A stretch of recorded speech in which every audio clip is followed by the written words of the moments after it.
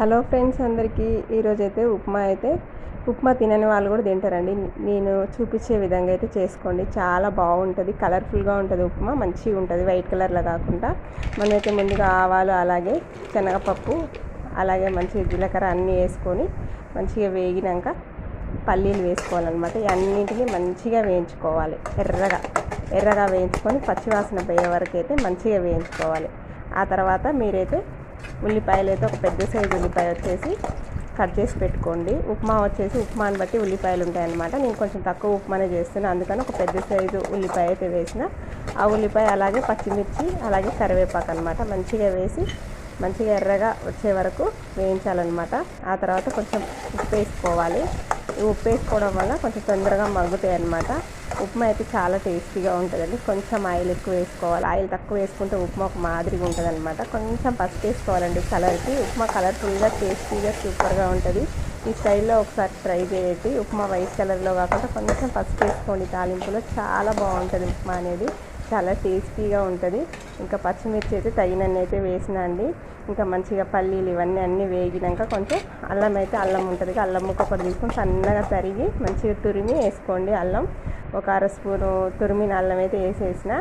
అల్లం పేస్ట్ కూడా వేసుకోవచ్చు. నేనైతే అల్లం ఇట్లా ముక్కలుగా చేసి వేసుకుంటా. గ్లాస్ చూపించిన కానీ ఆ గ్లాస్తో ఉప్మా తీసుకున్నాను అనమాట. 3 గ్లాసుల వాటర్ పోసుకుంటే కరెక్ట్గా ఉంటుంది. ఒక గ్లాసు రవ్వకి 3 గ్లాసుల నీళ్ళు అనమాట నా కొలత. మంచిగా వస్తుంది అనమాట.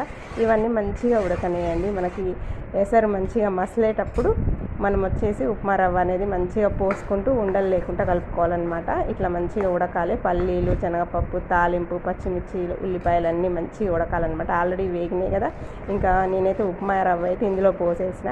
మంచిగా సన్నగా గంటతో తిప్పుతూ పోసుకోవాలన్నమాట రవ్వని. ఇంకా ఉండలు లేకుండా మంచిగా కలుపుకోవాలి. ఉండలు కట్టకూడదండి. కొంతమంది వెంటనే ఇట్లా పోసేసారు, అట్లా కాదు. ఇట్లా మంచిగా ఇట్లా పోసేయాలన్నమాట. పోస్తూ కలిపితే మంచిగా వస్తుంది అనమాట. నాకేమో ఇప్పుడు వీడియో తీయడానికి అవైలబుల్గా ఎవ్వరు లేరనమాట. అందుకనేసి నేనే ఆ రవ్వ పోసేసిన. ఆ తర్వాత మీకు చూపిస్తున్నాను అనమాట. ఇలా ఉండలు లేకుండా మంచిగా ఉడుకుద్ది దగ్గరికి ఉప్మా. మంచి వాసన అయితే వస్తుందండి.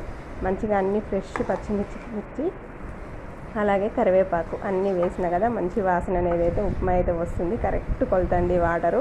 ఇక ఉప్మా అయితే ఇట్లా మంచిగా మంట కొంచెం తగ్గించి పెట్టుకోండి. కొంచెం వాటర్ గుంజే వరకు ఉప్మా అయితే రెడీ అయిపోయినట్టే. ఇంకా ఈ విధంగా అయితే ఉప్మా వస్తుంది అనమాట. ఇంకా స్టవ్ ఆఫ్ చేసుకోవాలి. ఇంకా ఈరోజు పొద్దున్నే అయితే టిఫిన్ ఇదే చేసిన అండి నేను, ఉప్మా.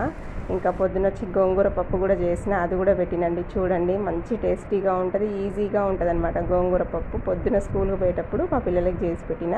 మీకు నా వీడియో నచ్చితే తప్పకుండా లైక్ ఇవ్వండి, సబ్స్క్రైబ్ చేయండి.